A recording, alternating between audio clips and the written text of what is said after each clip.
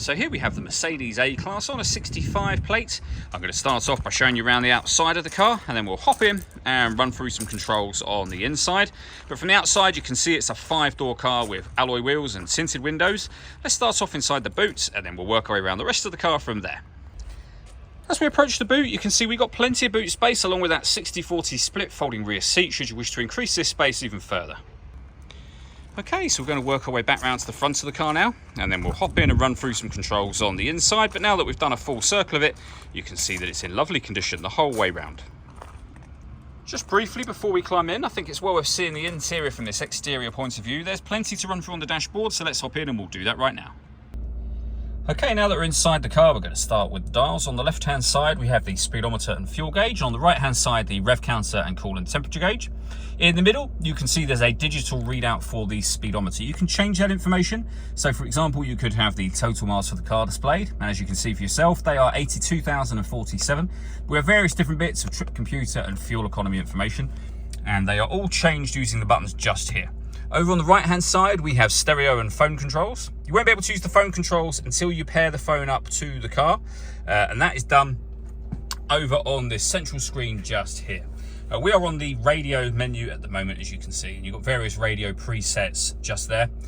You can access the radio menu. Down the bottom here, you can access wave bands, so you'll be able to see you've got AM and FM radio, for example. All of the movement that I'm making on the screen at the moment is being done using this dial just here. So you can rotate this dial. It works like a joystick would on a computer, so it will jog to the left, to the right, up and down as well. I've just, while I've been talking to you, for example, accessed the satellite navigation menu. As you can see, really nice clear color display, very, very easy to use. We can come back to the home screen from here.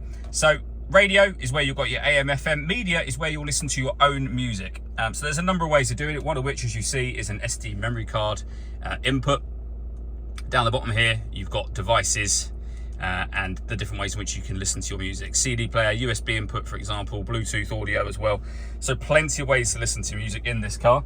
And on top of all of that, if I put the vehicle into reverse, you'll see a full color reversing camera as well.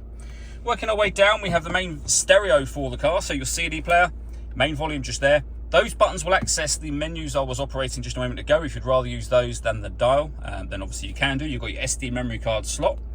Below that, we can turn off the stop and start, the hazard warning lights.